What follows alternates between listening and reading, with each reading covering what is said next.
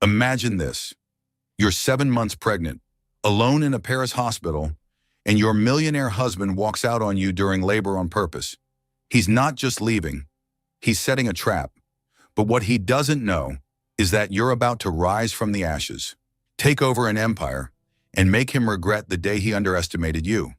This is the true story of betrayal, revenge, and a $212 million secret. And it all started in one hospital room. Stay with me until the end, because the final twist will leave you speechless. If you love stories of jaw-dropping comebacks, hit that like button, drop a comment, share this with a friend, and subscribe so you don't miss the next one, because you're about to hear how the phoenix rose. The monitors beeped steadily in the sterile room of Saint-Antoine Hospital, their rhythm suddenly interrupted by Margaret Sullivan's sharp gasp. She gripped the bed rails, her knuckles white against the metal. Outside, Paris glittered in the evening darkness, but inside this room, her world was collapsing. "Richard, the baby is coming early," Margaret said, her voice strained with pain and fear. At 43, she had thought this pregnancy was her miracle, their chance to save a 20-year marriage that had been slowly unraveling. Her husband stood by the window, checking his phone.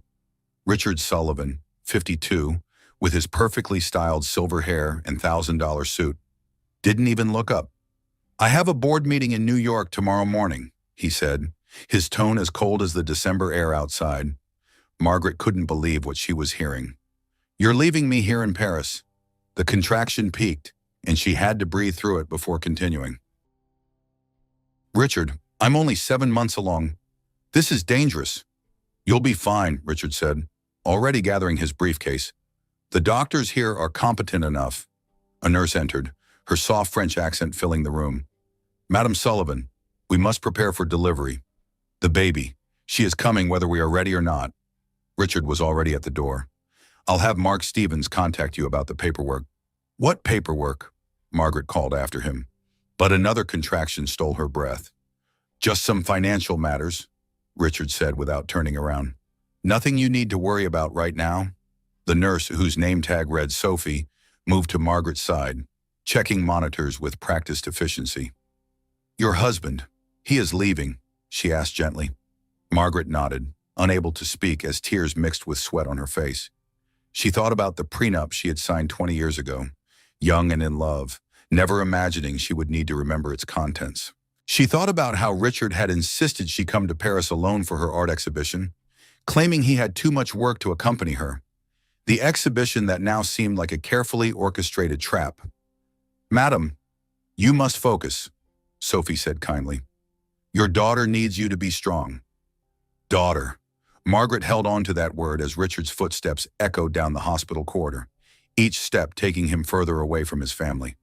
She had spent 2 decades supporting his career, hosting his dinner parties, charming his clients, putting her own art career on hold to be the perfect corporate wife. She had endured 3 miscarriages, countless fertility treatments, and the cruel whispers at country club events about her empty womb. "I'm alone," Margaret whispered. Sophie squeezed her hand. "Non, madame, you are not alone. We are here." As the contraction peaked, Margaret realized she had never been more alone or more determined. Her millionaire ex-husband might have abandoned her, but she would not abandon herself. She had $10,000 in her personal emergency fund, a talent for painting that had once shown promise, and now, a daughter who would need her to be stronger than she had ever been. The doctor entered, speaking rapid French to Sophie before switching to accented English. "Mrs. Sullivan, the baby is in distress. We must perform an emergency cesarean." Margaret nodded, her mind surprisingly clear despite the pain. "Do whatever you need to do. Save my daughter." As they wheeled her toward the operating room, Margaret caught a glimpse of her reflection in the dark window. The woman looking back at her seemed like a stranger, hollow-eyed, frightened, abandoned.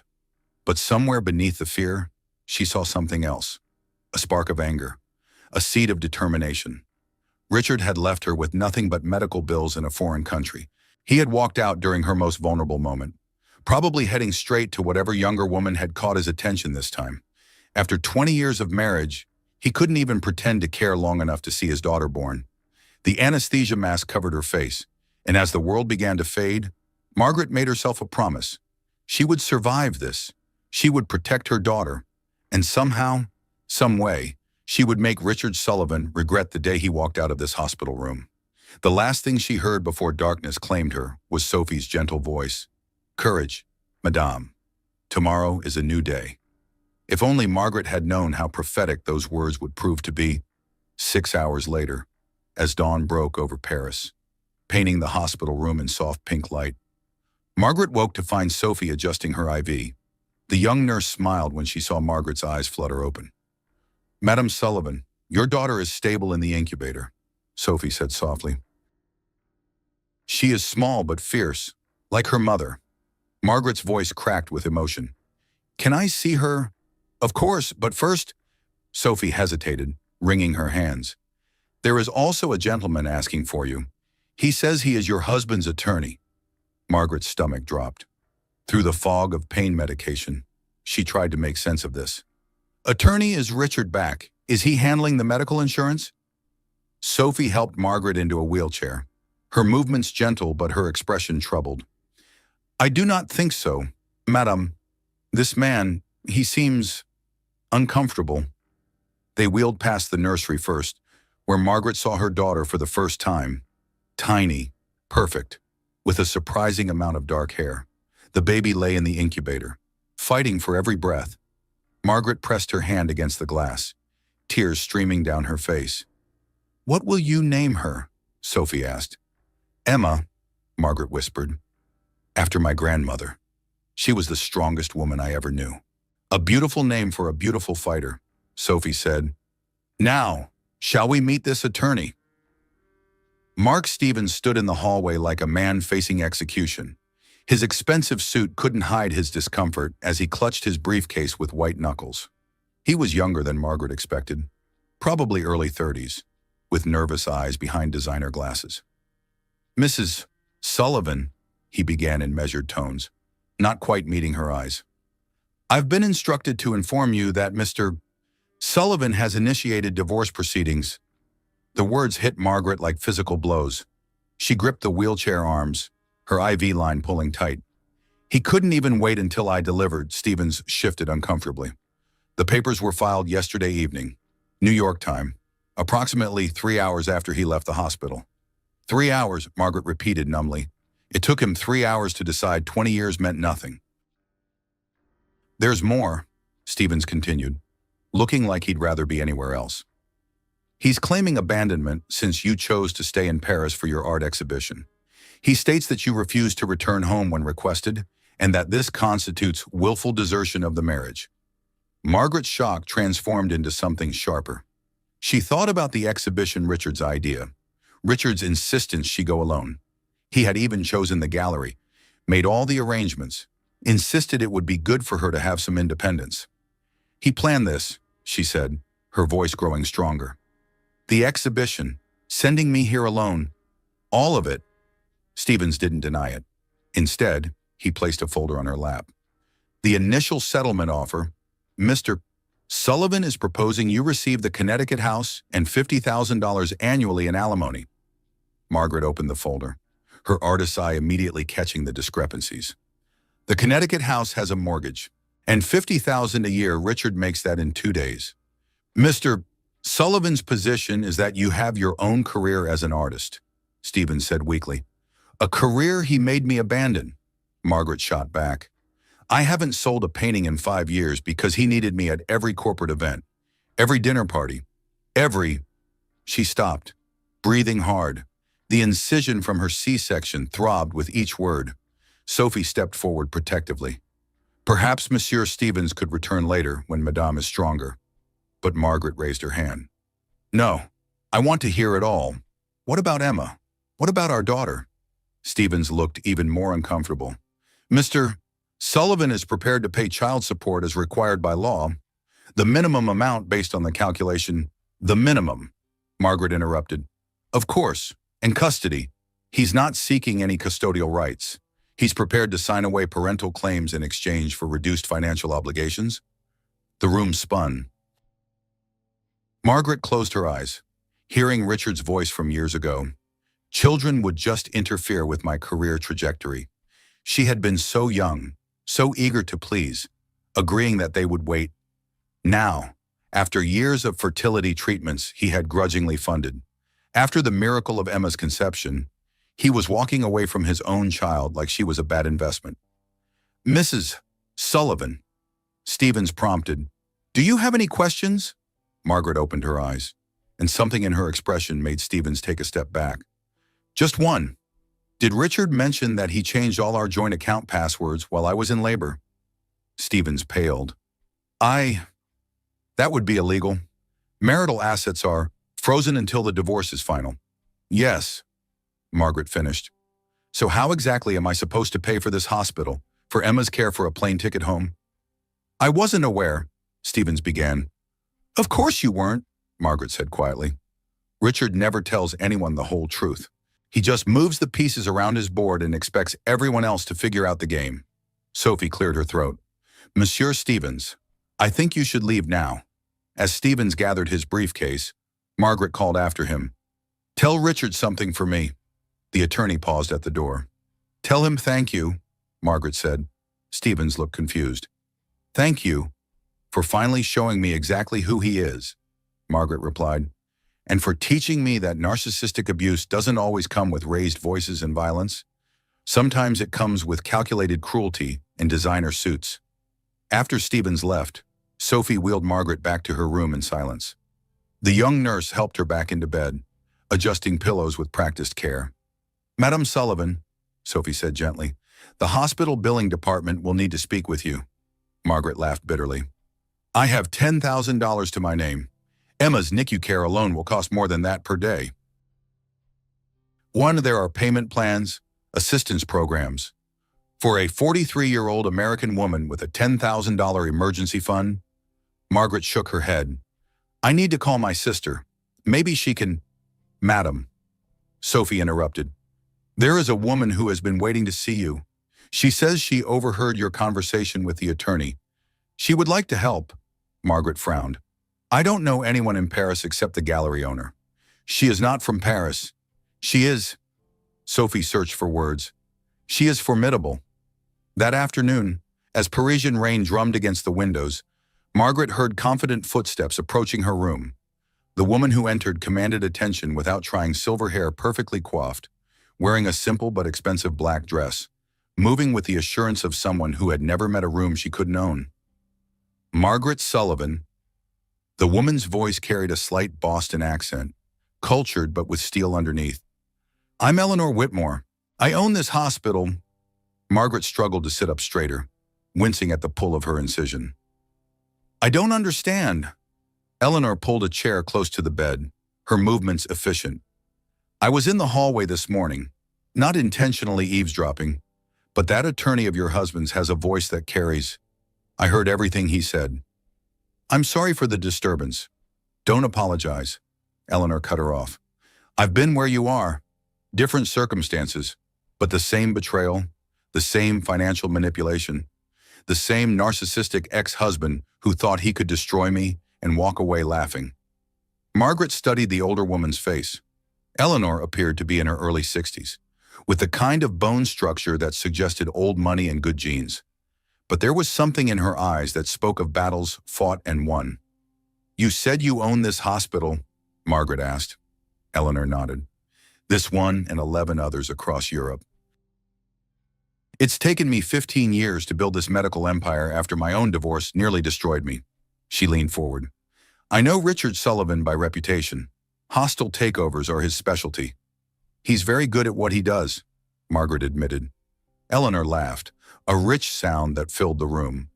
"So am I, and I have a proposition for you." Margaret felt like she was in a dream, perhaps still foggy from the pain medication. "A proposition, Mrs. Whitmore. I appreciate your concern, but I have nothing to offer anyone right now.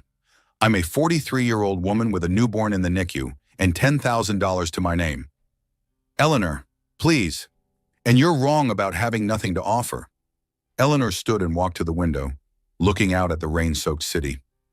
"This hospital is part of a medical chain I'm selling. I've had several offers, including one from a consortium that your husband represents." Margaret's heart sank. "Of course he does."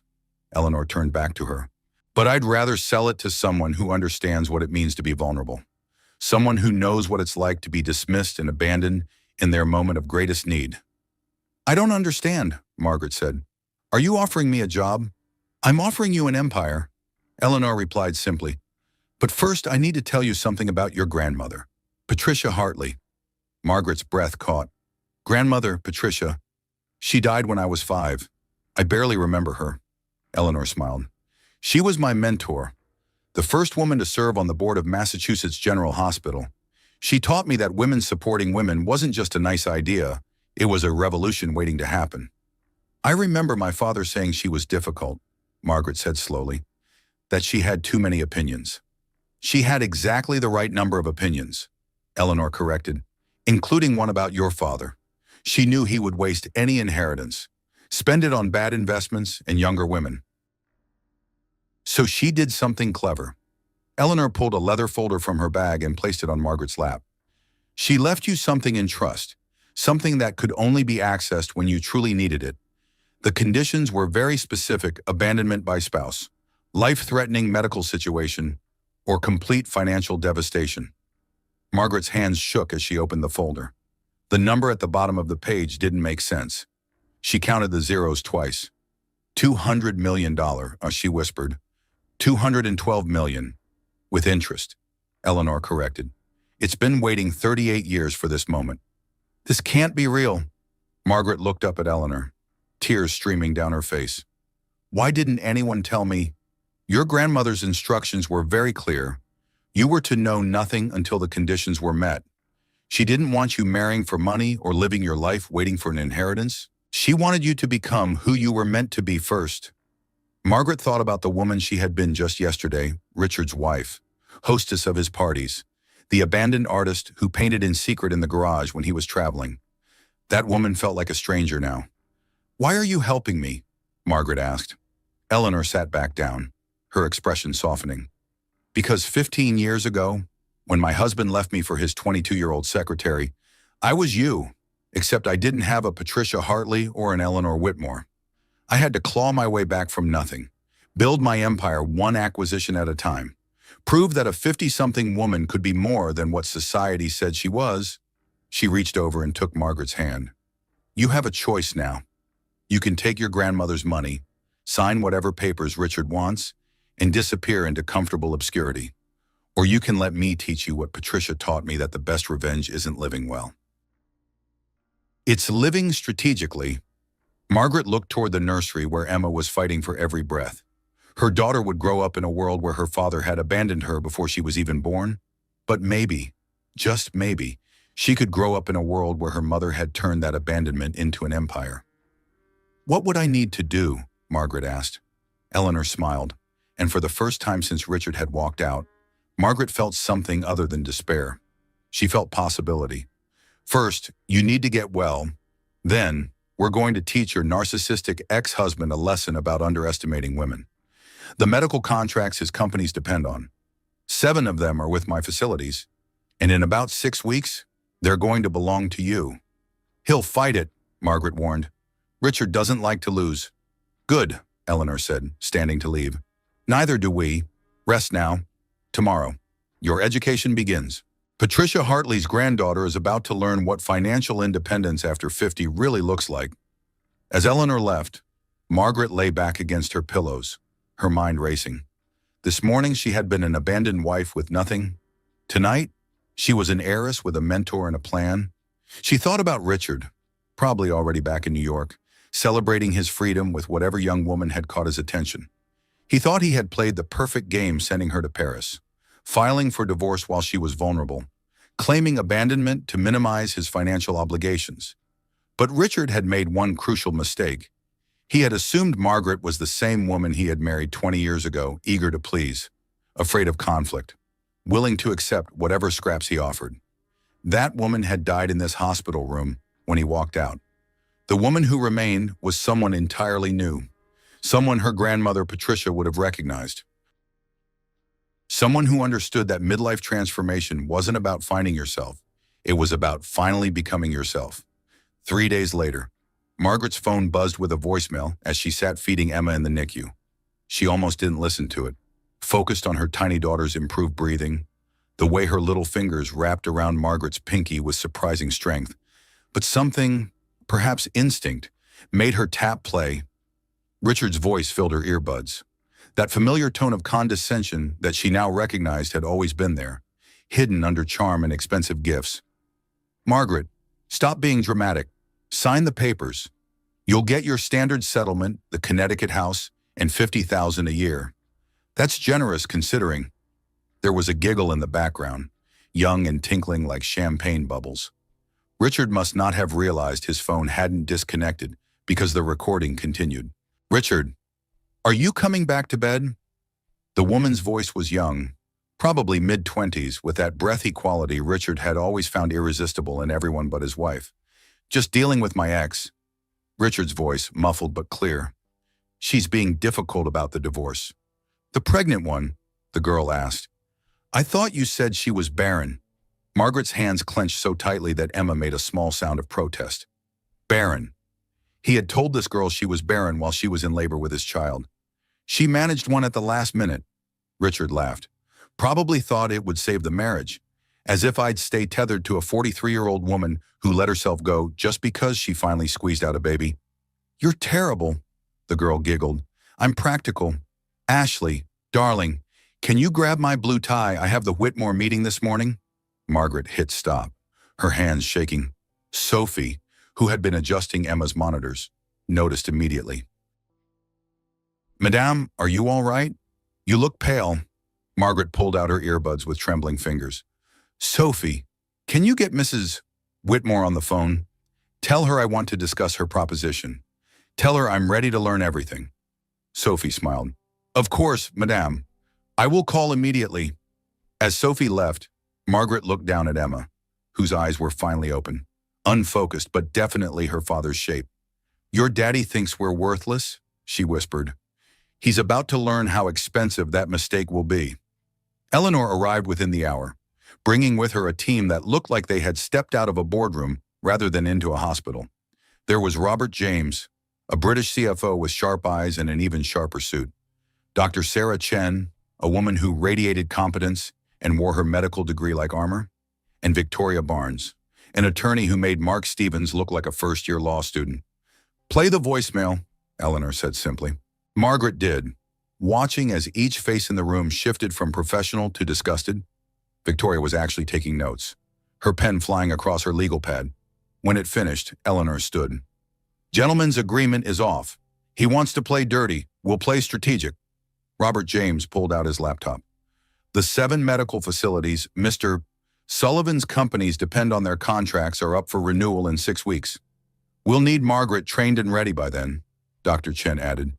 She needs to understand not just the business side, but the medical operations. I don't know anything about running hospitals, Margaret admitted.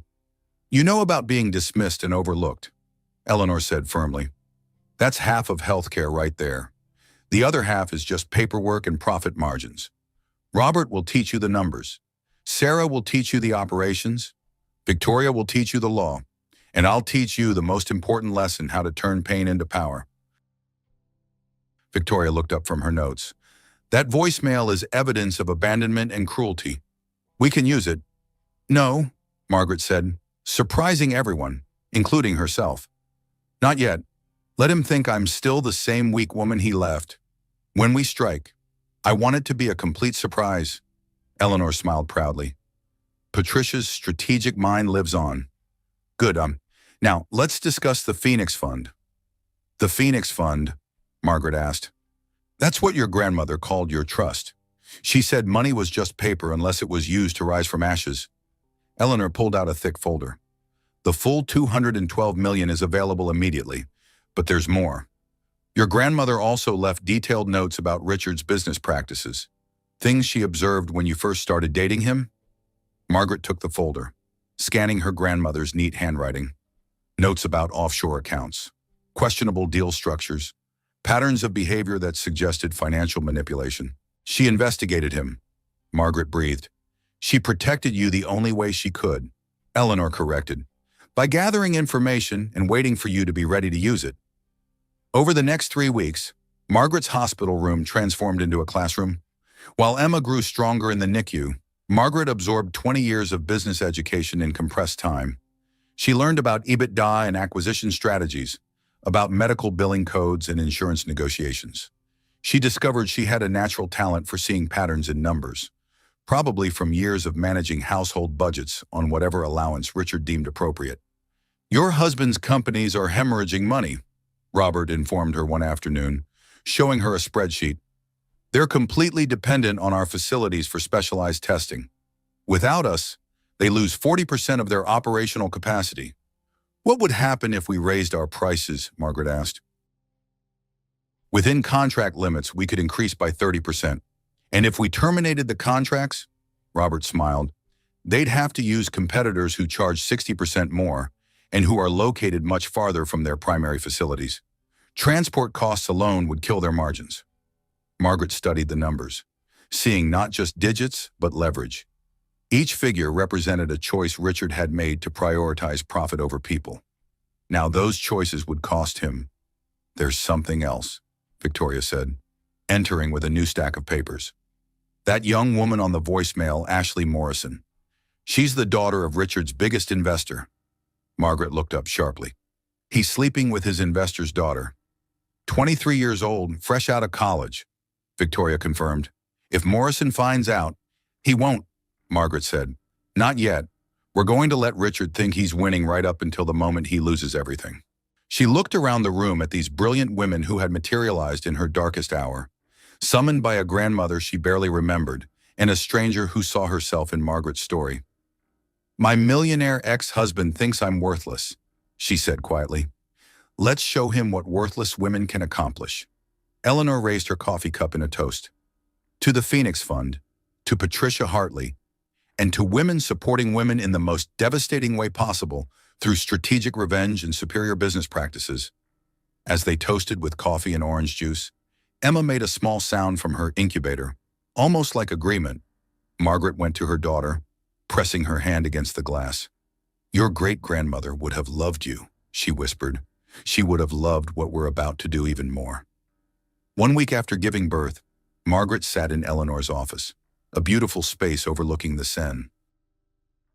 She moved carefully, her body still healing, but her mind was sharper than it had ever been. The past week of intensive education had awakened something in her that 20 years of marriage had nearly killed her ambition. "The medical chain consists of 12 hospitals across Europe," Eleanor explained, spreading a map across her desk. "Paris, London, Berlin, Rome, Barcelona, Amsterdam, and 6 others. Together, they generate 800 million in annual revenue." Margaret studied the map, seeing not just locations but a network of power. "And Richard's companies depend on 7 of them. For specialized cardiac testing, oncology treatments, and rare disease protocols," Eleanor confirmed. "His medical device companies need our facilities for trials. His pharmaceutical subsidiaries need our patient data for FDA approvals. We are, quite literally, the backbone of his medical empire." "I know nothing about running hospitals," Margaret said honestly. Eleanor leaned back in her chair. "You know about being dismissed and overlooked. Do you know how many women walk into emergency rooms with serious conditions only to be told they're being hysterical? How many female patients are prescribed antidepressants for physical ailments? How many mothers are ignored when they say something's wrong with their child?" Margaret thought about her own experiences, the 3 miscarriages Richard had insisted were her fault for being too stressed, the fertility doctors who spoke only to Richard during appointments, the obstetrician in New York who had dismissed her concerns about early labor just 2 weeks before Emma's premature birth. "Too many," she said quietly. "Exactly. You don't need to know how to perform surgery. You need to know how to listen. The rest is just management. And believe me, if you can manage a millionaire ex-husband's ego for 20 years, you can manage anything." Eleanor stood and walked to a painting on the wall, an original Patricia Hartley. Margaret realized with a start, her grandmother had been an artist too, before she became a hospital board member. "There's something else," Eleanor said, pressing a hidden button. The painting swung open to reveal a safe. "Your grandmother left more than money. She left intelligence." She pulled out several thick folders, placing them carefully on the desk. Patricia served on multiple boards with Richard's mentors. She took notes on everything: business practices, personal scandals, financial vulnerabilities. She knew that information was the ultimate currency. Margaret opened the first folder, finding photographs, contracts, newspaper clippings. Her grandmother's neat handwriting covered the margins with observations and connections. "She knew what Richard was before I even married him," Margaret said, a mix of anger and awe in her voice. "She knew the type," Eleanor corrected. "Narcissistic, controlling, viewing wives as accessories and children as inconveniences. But she also knew you had to learn it for yourself. All she could do was prepare for the aftermath." The second folder contained financial records, offshore accounts, shell companies, a web of financial manipulation that would make any forensic accountant salivate. "Is this legal to have?" Margaret asked. Victoria, who had been quietly taking notes, spoke up. "Everything here was obtained through public records and legal observation. Your grandmother was very careful. She knew that someday someone would need these weapons. And now," Eleanor said, "we're going to teach you how to use them." Robert, the CFO, pulled out his laptop, turning it toward Margaret. "Your trust fund isn't just sitting in an account. Your grandmother invested it strategically. You own significant shares in 3 major medical supply companies, Richard's competitors." Margaret's eyes widened. "She bought shares in his competitors 20 years ago when they were startups," Robert confirmed. "They're now worth 50 times what she paid. You're already a major player in the medical industry. Margaret, you just didn't know it." Dr. Chen cleared her throat. "There's more. The research your grandmother funded, it led to 3 breakthrough treatments for pregnancy-related complications. Patents that generate $30 million annually in licensing fees. Patents that Richard's pharmaceutical company desperately wants to acquire." Margaret felt like she was drowning in information, but it was a different kind of drowning than the despair of a week ago. This was possibility threatening to overwhelm her. "Why didn't she use any of this when she was alive?" Margaret asked. Eleanor's expression softened.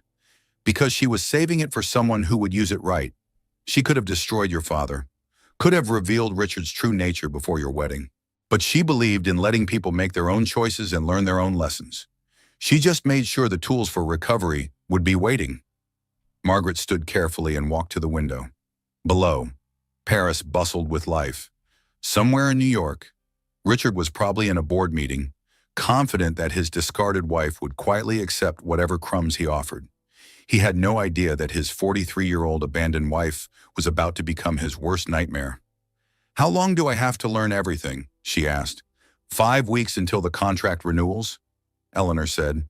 5 weeks to transform from Richard Sullivan's discarded wife into the CEO of MedLife International. MedLife International.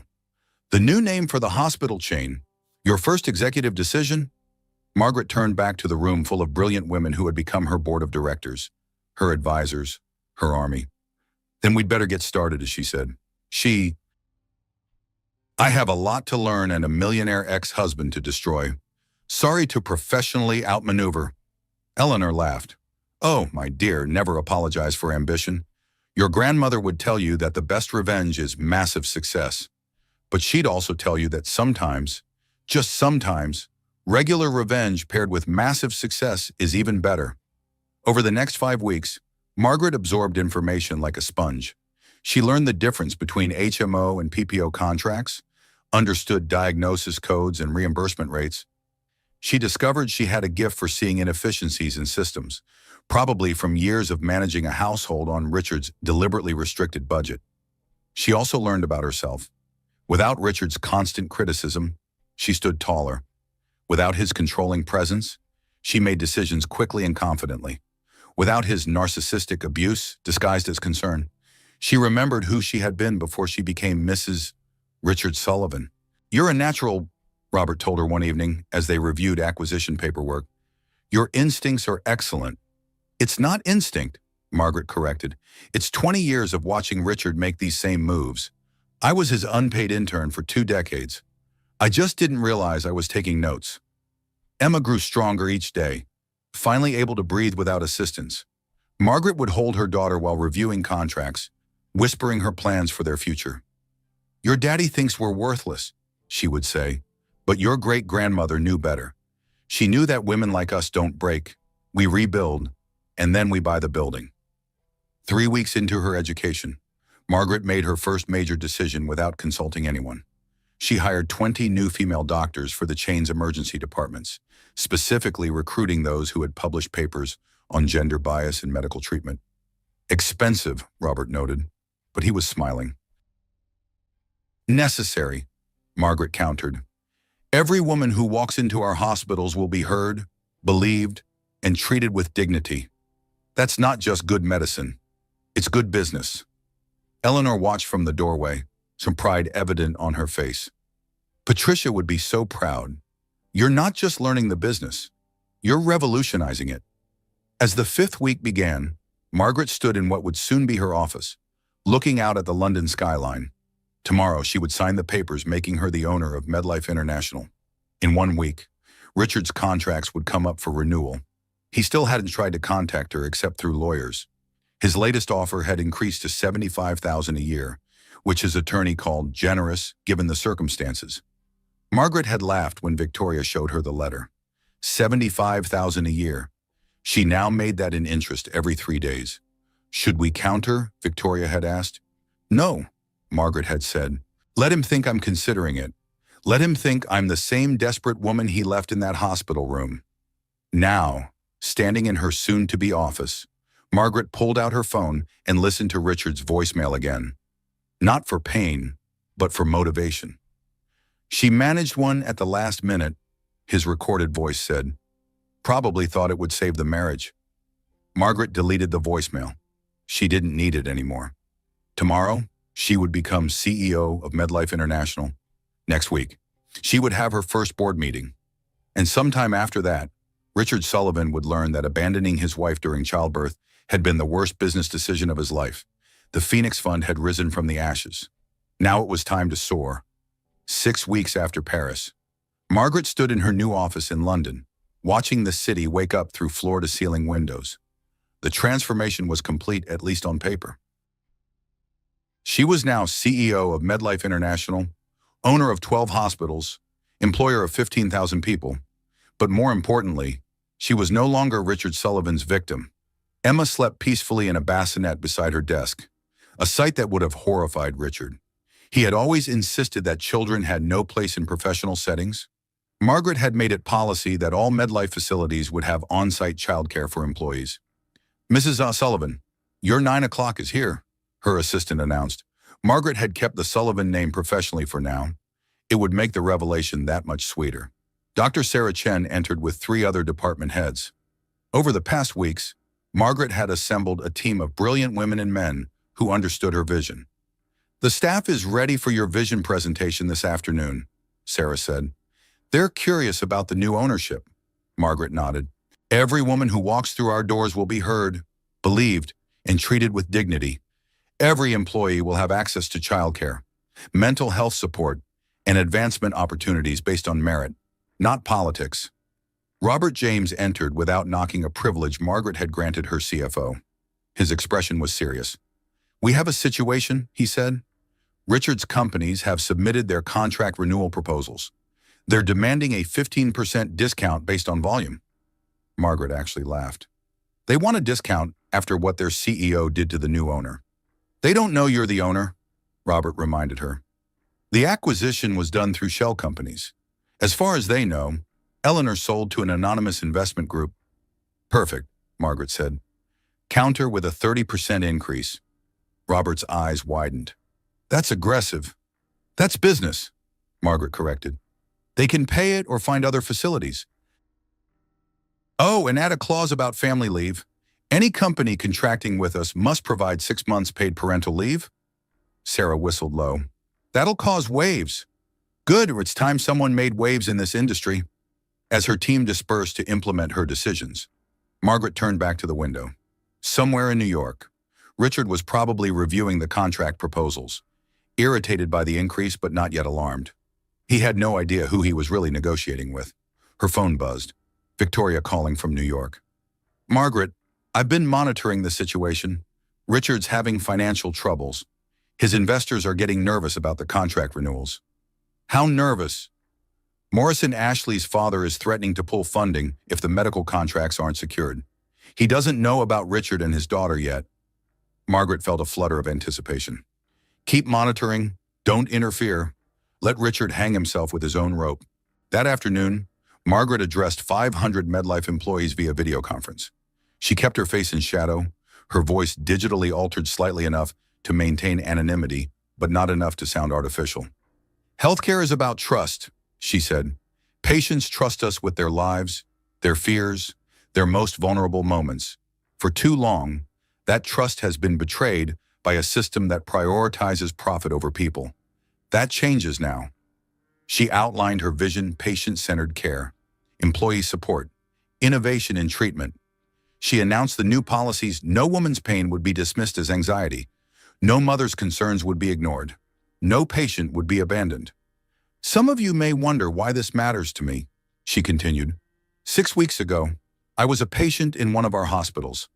I was abandoned during premature labor, left alone to face both childbirth and divorce. That experience taught me that healthcare isn't just about medicine, it's about humanity. The response was immediate and overwhelming. Emails flooded in from employees sharing their own stories, thanking her for understanding, pledging their commitment to the new vision. Eleanor called that evening. You've inspired them. The entire chain is buzzing with excitement. It's just the beginning, Margaret said, feeding Emma her bottle. Next week, when Richard realizes who owns these hospitals, the real work begins. Are you ready for that confrontation? Margaret thought about the woman she had been 6 weeks ago, scared, alone, dependent. That woman was gone, replaced by someone Richard wouldn't recognize. I've been ready for 20 years, and she said, I just didn't know it. 3 days later, Robert burst into her office with his laptop. You need to see this. He pulled up a business news site. The headline read, Sullivan Industries hemorrhaging value as medical contracts stall. Already, Margaret asked. It gets better. Listen to this quote from Richard. Robert read from the screen. These delays are minor negotiations with a new, obviously inexperienced ownership group. We expect resolution within days. Inexperienced, Margaret repeated and smiling. Perfect. Let him keep thinking that. Her phone rang. Eleanor. My dear, I just received a very interesting call. Richard Sullivan himself wants to meet with the new owner of MedLife. He's flying to London tomorrow. Margaret's heart raced, but her voice remained steady. Tell him the owner will meet him at the Global Healthcare Summit in Geneva. 3 days from now, public setting, lots of witnesses. You're going to reveal yourself at the summit. I'm going to do more than that, Margaret said. I'm going to give a keynote about our new direction, and Richard's going to be in the audience when he realizes his ex-wife owns his lifeline. She looked at Emma, who was grasping at a toy with determined concentration. Your daddy's about to learn that underestimating women is bad for business. The next 3 days passed in a blur of preparation. Margaret worked with a speech coach to eliminate 20 years of apologetic uptalk that Richard had trained into her. She had her hair styled, bought a wardrobe that projected power rather than ornament. She practiced walking into rooms like she owned them, because now she did. The morning of the summit, she stood in her Geneva hotel room, looking at herself in the mirror. The woman looking back was unrecognizable from the abandoned wife in the Paris hospital. This woman stood tall, dressed in a perfectly tailored suit, eyes clear and confident. You are Patricia Hartley's granddaughter, she told her reflection. You are Eleanor Whitmore's protege. You are Emma's mother, and you are about to destroy the man who thought you were worthless. Sophie, who Margaret had flown in to help with Emma, appeared in the doorway. Madame, you look formidable. Thank you, Sophie. Is Emma settled? Sleeping peacefully. She will be perfect when you bring her on stage. Margaret's eyes widened. I'm not bringing her on stage. Sophie smiled mysteriously. Eleanor suggested otherwise. She said to trust the drama of the moment. An hour later, Margaret stood backstage at the Geneva Convention Center, listening to the conference organizer introduce her. In the audience, she could see Richard in the third row, checking his phone, completely unaware of what was about to happen. Ladies and gentlemen, please welcome the new CEO of MedLife International, Margaret Sullivan. She walked onto the stage, each step measured and confident. The auditorium was dim enough that Richard didn't look up immediately. But when she spoke, when her voice rang out clear and strong, his head snapped up so fast she could hear it from the stage. 6 months ago, she began, I gave birth alone in a Paris hospital while my husband of 20 years filed for divorce. The audience murmured. Richard's face had gone white. Today, she continued, I own that hospital and 11 others. The murmur became a roar. Margaret stood at the podium, letting the noise wash over her. She caught Richard's eye and held it, watching 20 years of condescension crumble into shock. His mouth opened and closed like a fish gasping for air. And for once, Richard Sullivan had no words. 6 months ago, she continued, her voice carrying over the gradually quieting audience, I learned that 43-year-old women are disposable, that 20-year marriages mean nothing, that narcissistic abuse can wear a designer suit and speak in boardroom language. She clicked to her first slide a photo of Saint-Antoine Hospital in Paris. This is where I was abandoned during premature labor. This is also the first hospital in what is now the MedLife International chain. Today, it has a new wing dedicated to high-risk pregnancies, staffed entirely by doctors who specialize in cases dismissed by other facilities. The audience was riveted. Richard looked like he might bolt, but his ego kept him seated. He couldn't leave without making a scene, and Richard Sullivan never made scenes, he created them for others. The medical industry, Margaret continued, has a gender problem. Women's pain is dismissed 23% more often than men's. Women wait 65% longer for pain medication in emergency rooms. Women with heart disease are 50% more likely to be misdiagnosed. She clicked through slides showing statistics, each one a damning indictment of the system Richard's companies profited from. At MedLife International, we're changing that. Every facility now has protocols specifically designed to address gender bias in treatment. Every emergency room is staffed with doctors trained to recognize how diseases present differently in women. Every patient who tells us something is wrong will be believed. A hand shot up from the audience. Mrs. Sullivan, how does a former housewife suddenly have the capital and knowledge to run a medical empire? Margaret smiled.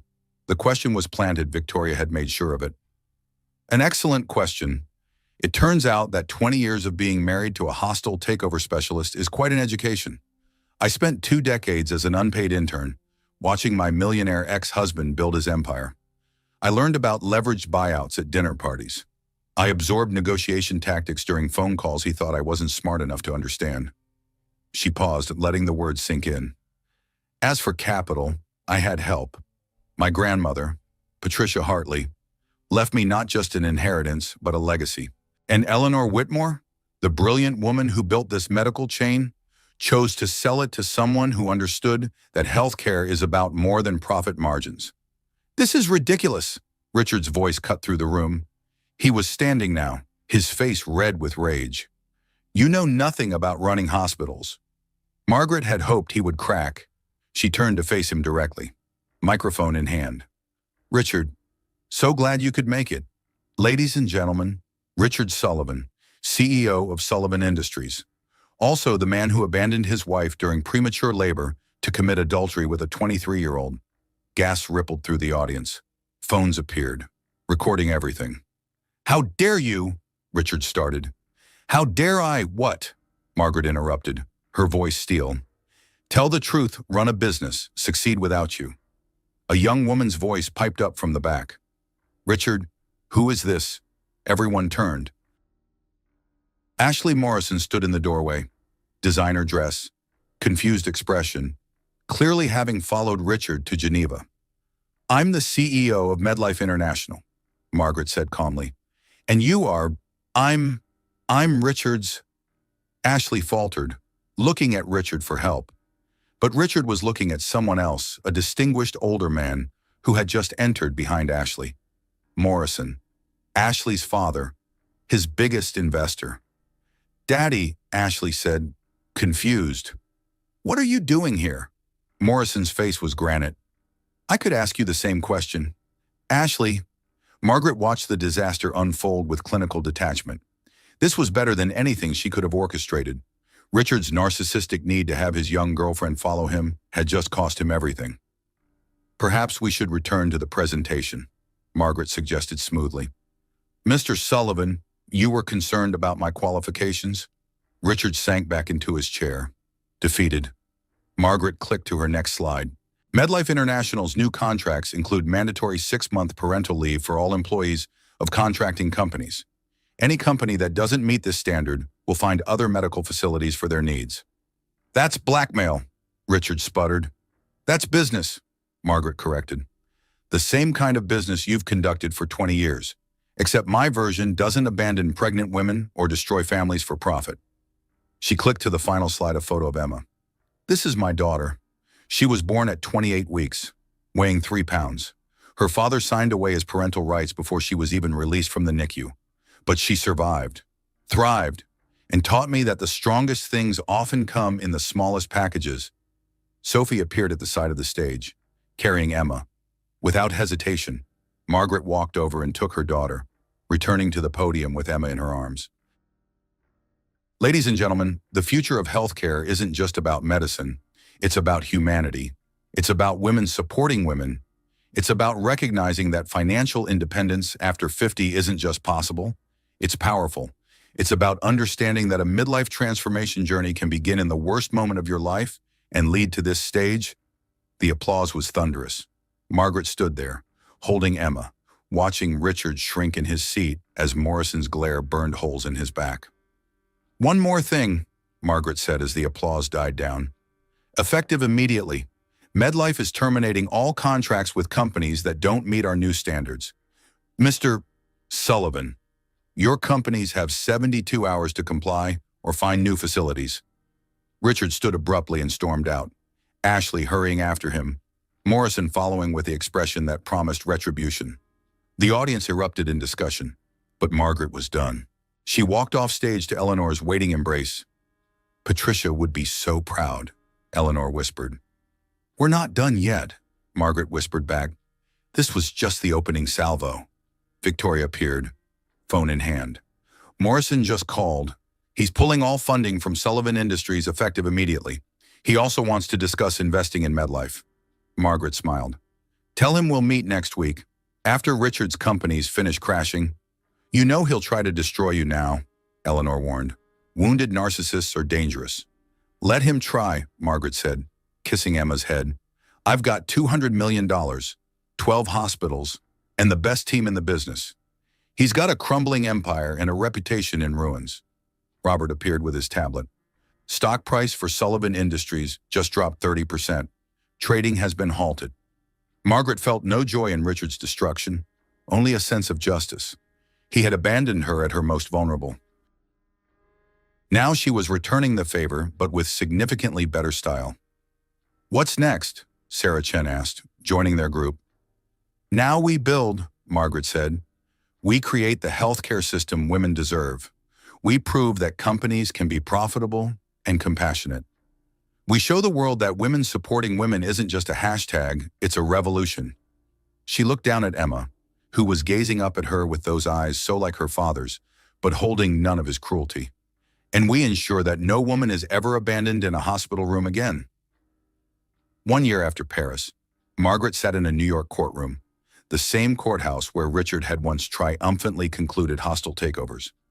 Now, he sat across from her, diminished, his empire in ruins, fighting over scraps in their divorce proceedings. Judge Martha Coleman presiding, a woman known for her no-nonsense approach and particular intolerance for men who abandon pregnant wives. Victoria had been strategic in ensuring they drew her for the case.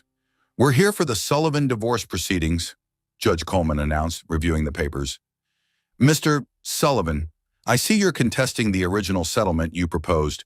Richard's new attorney, he'd gone through 3 since Morrison pulled funding, stood nervously. Your Honor, my client's circumstances have changed dramatically. Mrs. Sullivan's inheritance and business acquisitions should be considered marital assets. Margaret watched Richard's face, seeing the desperation he was trying to hide. Sullivan Industries had declared bankruptcy 3 months ago. His assets were frozen. The apartment he'd shared with Ashley was in foreclosure. Ashley herself had disappeared back to Switzerland after her father cut her off. Victoria stood, immaculate as always. Your Honor, we have several points to address. First, Mr. Sullivan abandoned his wife during premature labor to commit adultery. Allegedly, Richard's attorney interjected. Victoria smiled. We have security footage from the Paris hospital. She handed a USB drive to the bailiff. Additionally, we have a voicemail Mr. Sullivan left his wife while with his mistress. The courtroom watched as the security footage played Richard walking out of the hospital room while Margaret was clearly in distress. Then the voicemail, Richard's dismissive tone, Ashley's giggle, the damning words about Margaret being barren. Judge Coleman's expression grew increasingly disgusted. Mr. Sullivan, is this your voice? Richard's jaw clenched. Yes, but, and is this you leaving your wife in premature labor? I had a business meeting. That's a yes, the judge noted. Continue, Ms. Barnes. Victoria pulled out more documents. The prenuptial agreement, Mr. Sullivan insisted upon specifically states that inheritance received during the marriage remains separate property. Mrs. Sullivan's grandmother's trust was released after the separation, making it entirely hers. But she used that money to destroy my business, Richard burst out. Margaret finally spoke. I used that money to buy hospitals. Richard, what happened to your business was a result of your own choices. Judge Coleman raised an eyebrow. Mrs. Sullivan, would you care to elaborate? Margaret stood, Emma on her hip. She'd brought her daughter deliberately, knowing the visual impact. Your Honor, I purchased a medical chain that Mr. Sullivan's companies happened to contract with. I required all contracting companies to provide parental leave and meet certain ethical standards. His companies failed to meet those standards. The free market responded accordingly. You targeted me, Richard accused. The way you targeted me when you sent me alone to Paris? Margaret responded calmly.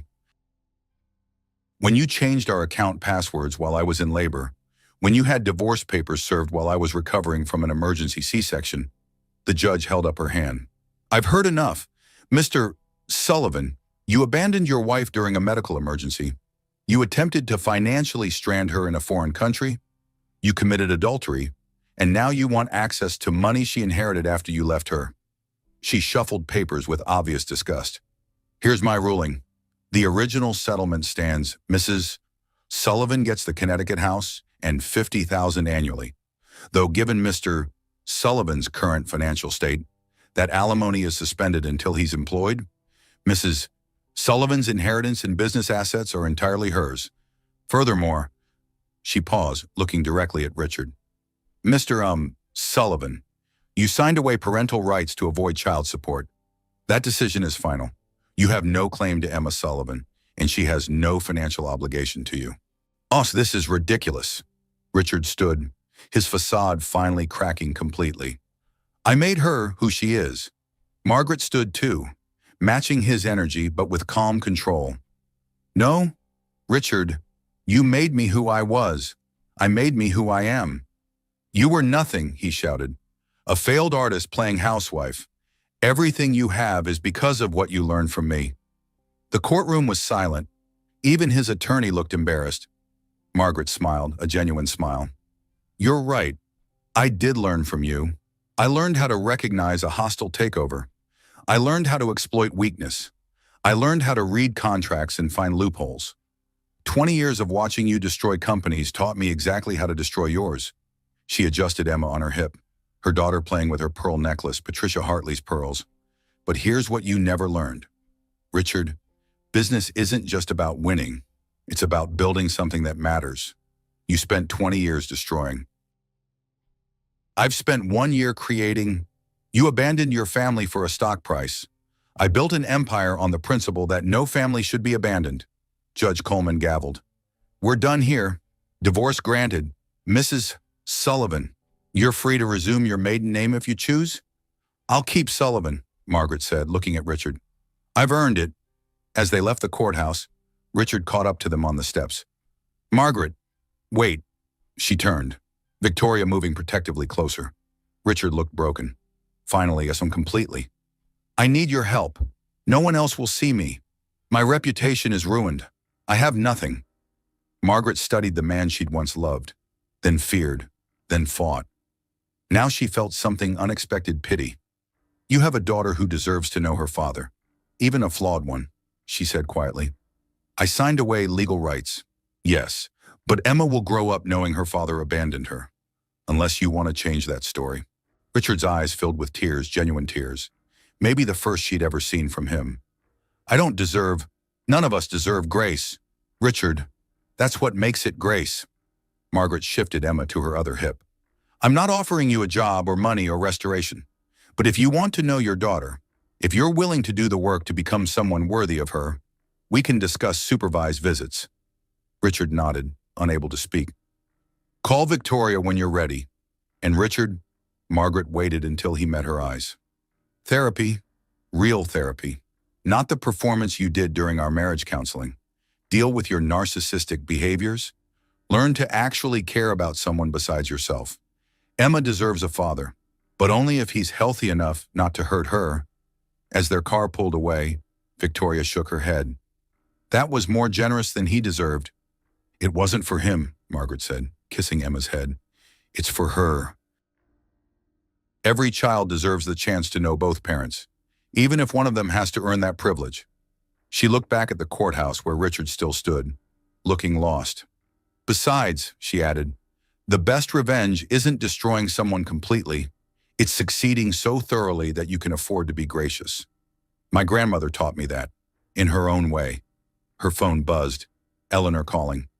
Turn on the news, Eleanor said without preamble. Margaret had the driver turn on the radio. MedLife International announced today that it's expanding to the United States with the acquisition of 3 major hospital chains. CEO Margaret Sullivan, who took over the European chain just 1 year ago, has transformed it into the fastest-growing healthcare company in the world. The acquisition makes MedLife the 3rd largest medical provider globally. Margaret smiled. Did you know about this? I may have facilitated some introductions, Eleanor said coyly. Your grandmother had contacts everywhere. They've been waiting to see what Patricia Hartley's granddaughter would do with her inheritance. And they're impressed. The offer came from them, not us. They want to be part of what you're building. Margaret looked at Emma, who had fallen asleep in her arms. 1 year ago, she'd been abandoned, alone, afraid. Now she was building a healthcare revolution. You know what this means? Eleanor continued. You'll be running hospitals in the same cities where Richard once did business, where he once had power. The universe has a sense of humor, Margaret agreed, but she wasn't thinking about Richard anymore. She was thinking about the thousands of women who would walk into MedLife hospitals, women in labor, women in pain, women afraid and alone, and find not abandonment but support, not dismissal but validation. She was thinking about her grandmother, who had somehow seen this future and planned for it. About Eleanor, who had recognized a phoenix ready to rise. About Sophie, Sarah, Robert, Victoria, the team that had believed in her before she believed in herself. Mostly, she was thinking about Emma, who would grow up in a world where her mother had proven that 43-year-old women weren't disposable, that 20-year marriages ending could be beginnings, that millionaire ex-husbands who thought their wives were worthless could be wrong, that women supporting women wasn't just a phrase, it was a power that could change the world. 2 years after that night in Paris, Margaret stood in the same hospital room where her life had shattered and reformed. The space had been renovated, part of MedLife's new birthing center, but she could still map every memory onto these walls. The corner where Richard had stood checking his phone, the spot where she'd gripped the bed rails, the door he'd walked through, never looking back. Emma toddled beside her, nearly 2 now, dark curls bouncing as she explored the room with fearless curiosity. "Mama up!" Emma demanded, raising her arms. Margaret lifted her daughter, settling her on her hip with practiced ease. Through the window, Paris spread before them, afternoon sun turning the sand to gold. "This is where you were born, sweetheart," Margaret said softly. "Where everything changed." "Madame Sullivan." Sophie's voice rang out from the doorway. The young nurse who had held Margaret's hand through labor was now head of maternity services, recruited personally by Margaret to transform the birthing experience at Saint-Antoine. "Sophie," Margaret embraced her warmly.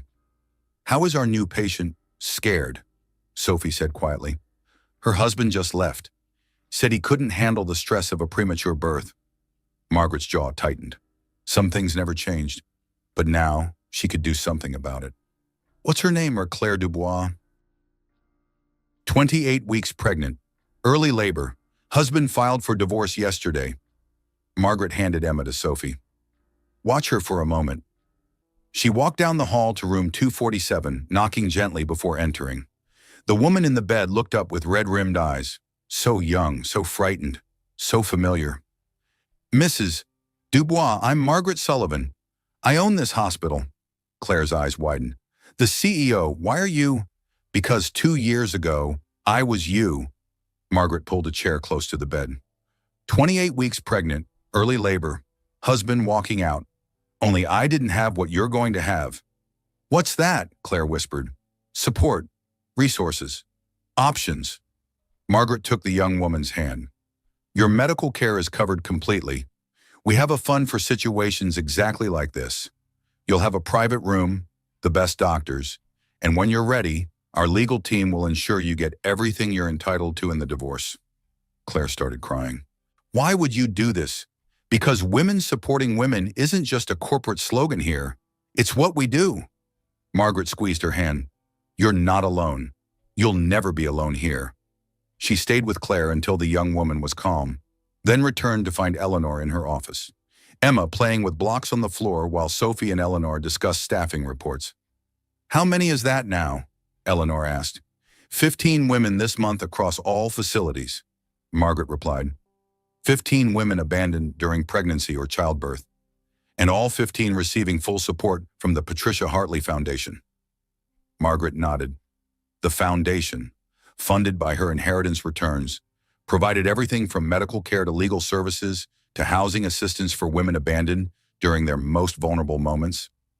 Eleanor's phone buzzed. She glanced at it and smiled. Speaking of your grandmother's legacy, you'll want to see this. She handed Margaret the phone. A news alert. Richard Sullivan, named director of Morrison Foundation's New Men's Mental Health Initiative. Margaret read further. Richard had spent the past year in intensive therapy, publicly discussing his journey to address narcissistic personality disorder. Morrison, of all people, had funded his transformation, saying that men who destroyed their families needed treatment, not just punishment. He's doing the work, Eleanor observed. Finally, Margaret agreed. She'd allowed supervised visits with Emma 6 months ago. Richard was awkward, uncertain, but trying. Emma called him Richard instead of Daddy, which seemed appropriate. Victoria entered without knocking another person who'd earned that privilege. We have a situation. Wall Street Journal wants to do a profile. From abandoned wife to medical mogul, the Margaret Sullivan story. Margaret considered. She'd avoided most media, preferring to let the work speak for itself. But tell them yes, but I want to bring someone with me. Who won? Claire Dubois? Let her tell her story alongside mine. Show that this isn't just history, it's happening every day. Robert appeared in the doorway, grinning. Speaking of media attention, we just got word. Fortune 500. MedLife made the list. The room erupted in celebration. Margaret picked up Emma, spinning her around as her daughter giggled. Fortune 500. From abandoned wife to running one of the most successful companies in America in 2 years. Her phone rang. Richard. I'll take this outside, she said, stepping onto the terrace. Margaret. Richard's voice was different now. Therapy had stripped away the arrogance, leaving something rawer but more honest. I saw the news, Fortune 500, congratulations. Thank you. I wanted to tell you, in therapy today, we talked about making amends, real amends, not the performative kind. Margaret waited. I was wrong, about everything. You weren't worthless. You were priceless, and I was too narcissistic to see it. Emma isn't a mistake or a burden. She's extraordinary. The divorce wasn't your failure. It was mine. Richard, please let me finish. I'm not asking for forgiveness. I know what I did is unforgivable, but I wanted you to know that I see it now. All of it, the cruelty, the calculation, the narcissistic abuse disguised as love. And I'm sorry, genuinely, truly sorry. Margaret looked through the window at Emma, who was now building an impressively tall tower with blocks. I appreciate that, Richard, and I hope you continue the work. For Emma's sake, if nothing else. I will. I promise. And Margaret, what you've built, it's remarkable. You've helped thousands of women. You've changed an entire industry. You did all that despite me, but maybe also because of me. Because surviving me made you strong enough to do this. Margaret thought about it. No, Richard. Surviving you didn't make me strong. It revealed strength that was always there. Strength my grandmother saw. Strength Eleanor recognized. Strength that Emma will inherit. You didn't make me who I am. You just got out of the way long enough for me to become myself. After ending the call, Margaret returned to her office to find her team planning the Fortune 500 celebration. Champagne. Eleanor offered. Orange juice. Margaret countered. Some of our employees are pregnant. Everyone laughed. Classic Margaret, always thinking of others. As the sun set over Paris, Margaret stood at the window with Emma in her arms, surrounded by the family she'd chosen and built. Eleanor, her mentor and friend. Sophie, who'd held her hand through the worst night of her life. Victoria, Robert, Sarah, the team that had helped her build an empire from ashes. You know what I realize, Margaret said to the room. Everyone talks about the phoenix rising from the ashes, but no one talks about what the phoenix does after it rises. What does it do? Sophie asked. Margaret smiled, looking at each face in turn. It builds a nest. It creates a home for other birds who've been burned. It teaches them to fly. And eventually, it creates a whole flock of phoenixes, all risen, all powerful, all supporting each other. Emma pointed at a bird flying past the window and said her new favorite word, fly. That's right, baby, Margaret whispered. We fly. Eleanor raised her juice glass. To Patricia Hartley, who saw the future and planned for it. To abandoned wives who became CEOs. To narcissistic ex-husbands who accidentally created their own competition. To midlife transformations that begin in hospital rooms. And to women supporting women, not just in word but in deed. Not just in gesture, but in empire building.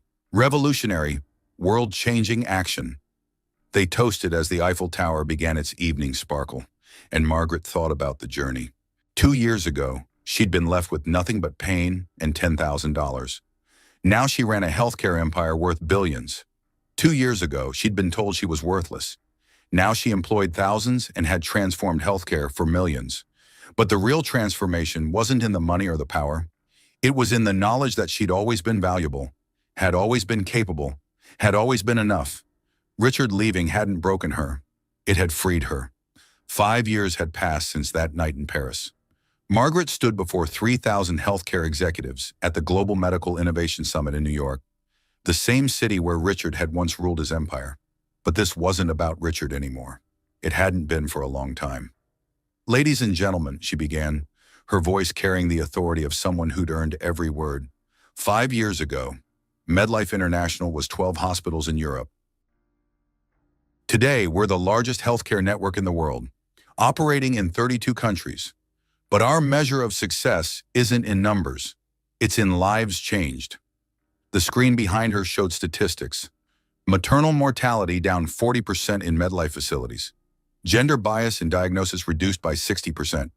Employee satisfaction at an all-time high across the industry.